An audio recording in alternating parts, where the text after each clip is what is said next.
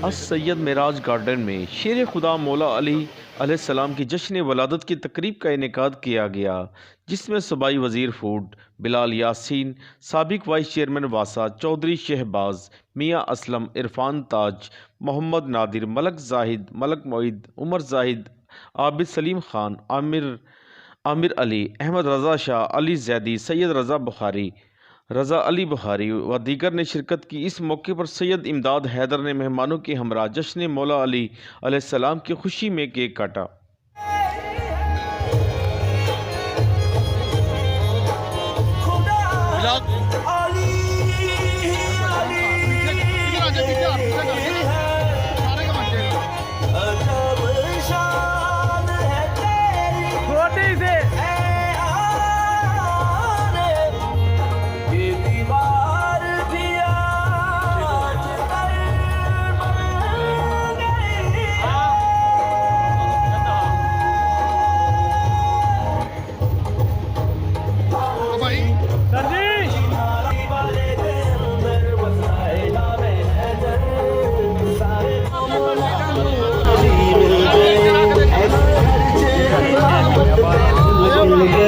वजहों की आज यौम विलादत है और उसको हर गली मोहल्ले में लोग खुशियों के साथ सेलिब्रेट कर रहे हैं।